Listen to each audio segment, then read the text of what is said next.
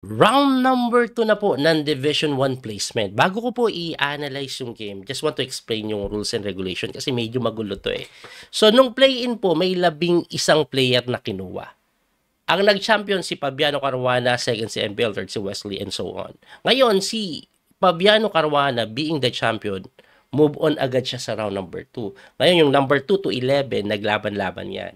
At 5 na lang po yung natira. Tinalo nga ni Wesley, si Dennis Collar, ayan o, nandyan po siya. Tapos si Beleric, tinalo si MBL eh. Si Duda naman, tinalo po si, si Dubob, yung idol ko. At ayun na nga, ang nanalo po basically si Beleric, Wesley So, Samuel Sebian, Jan Christoph Duda, and Andrei Esipenko. So, 5 po sila.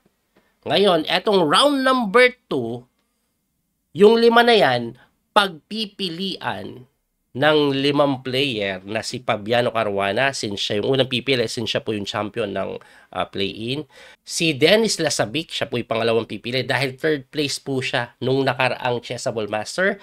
Si Ian Nepomniachtchi dahil fourth place naman siya. And then si Lebon Aronian dahil siya po ay champion ng Division 2. Tapos si Alexei Sarana dahil siya po yung champion ng Division 3 nung Chessable Master. So unang pumili si Fabiano Caruana, pinili niya po si Belimir. Sumunod na pumili si Dennis Lasabic, pinili niya si Andrei Esipenko. Si Nepo ang sumunod, pinili niya si Samuel Sebian. Ang sumunod na pipili ay si Lebon Aronian. Ang natitira, Duda o Wesley So, pinili niya ito pong si Duda. Mas pinili niya si Duda kahit si Wesley. Kaya si Alexei Sarana walang nagawa kundi si Wesley So ang labanan. Kaya ang game na i-analyze natin ngayon ay laban po ni Wesley at Alexei Sarana. Ngayon, medyo mahaba yung intro natin. Bigyan ko lang kayo ng history ni Wesley kay Alexei Sarana. For some reason, hirap na hirap siya dito kay Alexei Sarana. Siya po ang naglaglag kay Wesley nung nakaraang World Cup. Kaya nawala ng chance sa candidate si Wesley doon. Nilaglag siya ni Alexei Sarana. At eto matindi. After po ng 4 na laban, kasi ang labanan ngayon, 4 games po yan. Unahang maka 2.5. Aba, puro tabla yung laban. Hindi lang basta tabla. Losing pa si Wesley 2 beses pero na-survive ni Wesley. Kaya napunta sila ngayon sa Armageddon. Eto, pang game number 5 na to. Armageddon na. Ang time control po is magsasuggest ng time yung black. Kung sino mas mababang sinuggest, sa kanya mapupunta yung black. Tabla lang kailangan ng black. At ang nangyari, si Wesley So ang nag-block. Ito po ang time, tingnan nyo. Ang tinira po dito ni Alexei Sarana is D4 na sinagot ni Wesley ng D5. At ang oras ni Wesley, 7 minutes and 8 seconds. Samantalang si Alexei Sarana, 10 minutes. So, ang nangyayari po dito, walang increment ha. So, nag-C4 po yan, E6, Knight C3, Knight F6, kinapture, takes, and then Bishop G5, C6 lang. Nag-E3, Bishop F5, at ito po ay paborito ni Wesley talaga eh. Kaso sabi ko dati, pag ina-analyze ko, hindi maganda yung performance ni Wesley ito pagka Queen F3. Pagka Queen F3, Bishop G6, ganyan po nangyayari yung endgame po na to, equal yan. Kaya lang dapat alam na alam mo. At maraming talo si Wesley dyan. Natalo siya kay Parham Madsudlo, pero one time, tinalo niya ata si Anish Giri. So, tingnan po natin kung ano nangyari. Knight F3, tumira po ng Knight D7, nag-Knight H4, tumira ng Bishop B4, Rook C1, A5 lang si Wesley, nag-A3, atras ang Bishop, tumira po ng G3, Knight B6, nag-F4, kukulungin, kaya napa-F5 po yan, and then umatras. So, ang ending po, tingnan nyo yung Bishop po, parang nag-impon na malaki. Pero okay lang yan. Equal pa rin yan according to engine evaluation. So, ang ginawa po ni Wesley, iikot yung kabayo, Knight C8, nag-Bishop lang sa D3, nag-Knight D6, nag-Knight lang po sa may A5 or A4. Gusto dito or dito, no? Tumira ng Knight E4 si Wesley. Tumira naman po ng Rook G1 yan. Tapos, gusto sigurong mag-G4. Sabi ni Wesley, huwag ka magulo. H5 lang ako. Pagka H5, nag-Knight E5, tumira ng Bishop D6, nag-Rook C2, tumira po ng King E7. And so far, equal lang daw po ito eh. Pero pagdating sa oras, lamang na lang ng konti si Alexei Sarana. Ha? So tumira po ng Rook G2, Rook G8. Tumira ng King move, nag H4. Si Upasisa na, yung gustong magbukas, no? Kinapture po yung kabayo, binawi ng pawn, and then kinapture din yung bishop, binawi ng pawn, and then tumira lang ng capture sa may H4. Na hindi agad binawi ni Wesley, B5 muna. Bakit po kailangan yung B5? Ayan. Kasi pag tinakes mo ito, kakainin mo din, babawiin ng tore, magte-takes ka doon, okay, parang equal lang, kaso may check dito, bagsak yun. Hindi mo naman makapture yun dahil may knight. Kaya kinailangan muna yung B5. Yan, good move po yung B5 eh. Tumalan niya knight C3 and then saka tinakes. Pagka-takes, nag-knight lang po yan sa may E2, the king F7 lang para depensahan, nag-knight sa G3 na kung saan lamang pa daw si Wesley so dito. Ang tinira po ni Wesley nag-rook po doon para atakihin yung pawn and then dumipensa. Pagka-depensa doon, dumipensa din po sa may G6.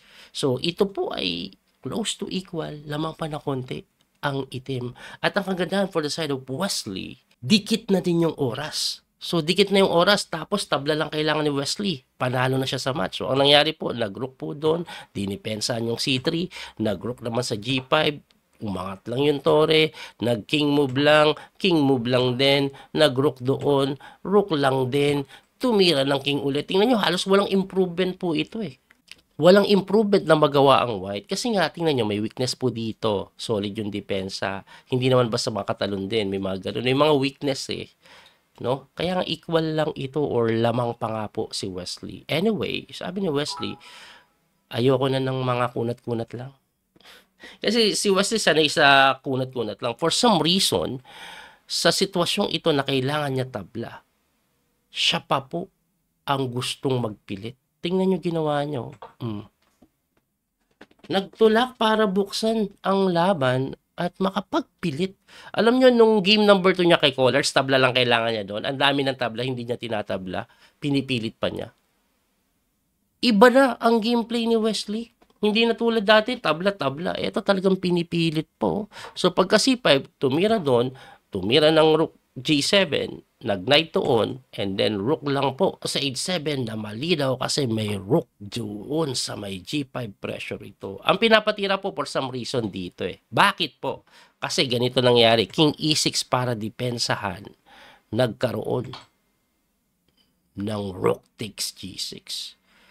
Grabe ka, excellent po. Brilliant pala. Di nakita ni West, no? Bakit? Pagka takes, check. Pagka king move, capture na kung saan, dito na natin malalaman bakit kailangan nandito. Kasi dahil nandyan po yung tore, may threat eh. Kung wala dyan yung tore, nandito. No? Pwede po siguro sana, kainin na lang muna to eh. Kasi nandito. Kaso nandyan ka sa H7, threaten ka, persado kang mag-react. At ang ginawa ni Wesley, rook takes H2 na kung saan parang okay ah. Ganda dito, capture. O di ba? Biglang winning. Winning ba? Hindi. Mali pala 'yan. Kasi may na-miss si Wesley. Napakagandang another brilliant move. Knight H5. Pusang gala, pinakain lang yung kabayo. Pag kinapture mo kasi tulak. Aray ko po. Aray ko po yun. Hindi madepensahan. Kaya napaking move na lang yan. Takes. At eto matindi. Okay pa sana to. Kaso, pagka-capture sa C5, another pawn, dalawang pass pawn ang iintindihin mo. At dahil dyan, Bishop E5, tulak lang. Ganon, tulak lang. Lumapit, kinapture, takes, tulak lang. Ganon, lapit na yung king, gumanon. Nag-king move, pero eto na panapos, so knight check. Kinapture, tulak pawn. Kinapture, knight check. At ito ay losing na dahil pagka-king move mo, boom, ubos. At dahil doon naglag si Wesley. Alam niyo ba, pag nanalo siya dito, mapupunta na siya sa bracketing nila Magnus. Yun na yun eh. In double elimination na eh. Sayang, di umabot. no? Kala ko okay na eh, kasi lumamang pa eh. Pero biglang nagpilit si Wesley, no? Hindi ko sure kung ano yung nasa isip niya. Ako, napapansin ko lang sa mga laro niya talaga pinipilit niya. Kahit na may pagka-drawish na, kahit na ano. Tingin ko nagpapalit na siya ng playing style eh. Hindi ako sigurado. Hindi ako sigurado, no? Pero anyway, hindi pa naman tuluyang uuwi. Wala lang siya sa bracketing nila Magnus, pero nandun pa po siya sa Division 2 eh. Division 2 or Division 1 pa rin, pero may chance pa rin po siya mag-qualify pag nag-champion siya doon sa next leg ng Champion Chess Tour. So, abangan na lang po natin yon. May mga laro pa siya na susundan natin, tuloy-tuloy pa rin yan. At hopefully mag-champion siya doon. No? Anyway, ano pong nangyari sa other matchup? Ayan, pakita ulit natin yung image. Ayan. Eto matindi, surprising ito. Si Fabiano Caruana, tinalo ni Belimir. So grabe, no? Ang nangyari, yung top 3 po ng play-in, laglag. Tinalo si MBL, tinalo po si Wesley ngayon, tinalo din si Fabiano Caruana. Oh, si Sam Sebian, natalo kay Nepo. Si Dennis Lasabic, tinalo si Andrei Isipenko. Si Duda, tinalo si Leven Aronian. So, ang pinakabubuo po ng 8 player ngayon is Magnus, Ali Reza, Vincent Kamer po ata yung isa dahil nag-champion siya sa Division 1 and then or Division 2 ata yon. And then eto yung 5 si Belemir, Dennis Lasabic, Duda and Nepo. Tapos Alexei Sarana. Yan ang magiging official lineup ng Division 1. Okay? So abangan po natin yan. Muli ito po niyo Coach P. Master Daniel Kauso. Hanggang sa muling pagkikita. God bless po mga kabiyahe. Bye-bye po. Thank you sa support. Don't forget to like and share. That little mouse, 'cause I'm an albatross.